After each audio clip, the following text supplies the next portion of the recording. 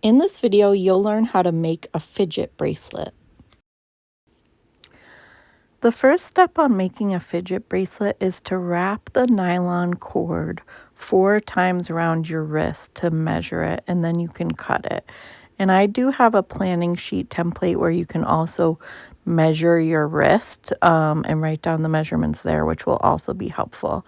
Now, the next step is to take one of the magnetic clasps and thread it through. You'll need the end of the string to be a little pointy, so you might have to twist it if it gets a little bit tough. This is a good chance to practice like taking a deep breath, choosing a helpful thought if you get frustrated.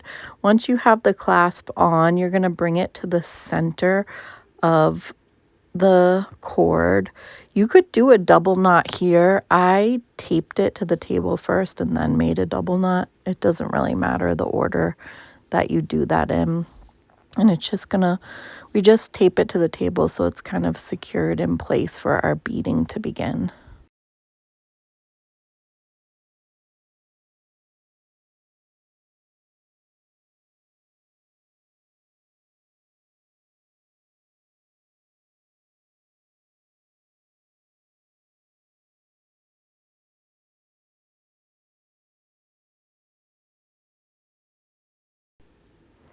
And then the next part is to start beading. So for each bead, you're gonna put each cord through both of the beads. And when you're making a fidget bracelet, you don't want to have too many beads.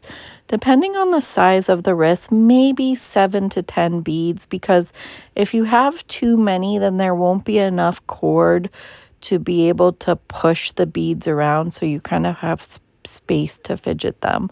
And you can plan out all of your colors or patterns that you want to use with the planning worksheet that I have included. This is great for executive functioning skills for kids as well, to plan out a task and to follow the step-by-step instructions.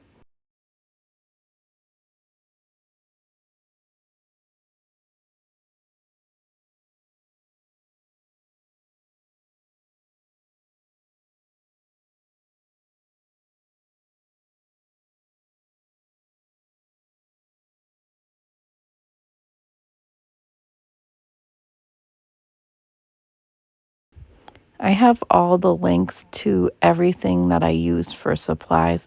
Came from Amazon, and you can make a lot of these in bulk for very affordable. The most expensive thing is probably the clasps, and I got 100 of them for around $20. The pony beads are very affordable. You can get thousands of them for like $5.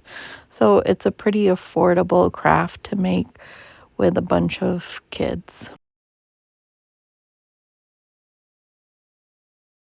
As you can see, every bead goes through one side of the cord and then it gets threaded through the other side of the cord.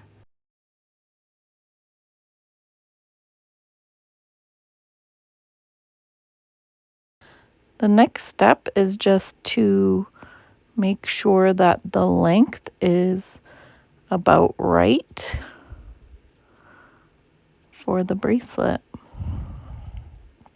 for the person that you're making it for. And then you're just going to thread the string on the other side of the clasp and do another double knot here. I'm just double checking that it's the right length again before I do that double knot.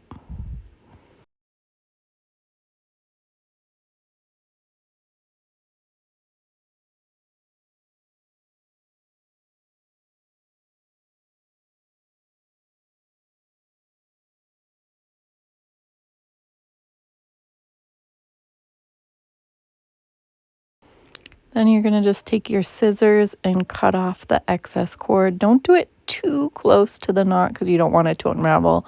Then you'll take some clear nail polish and just paint it on the knots. This helps the cord from coming so they don't unravel.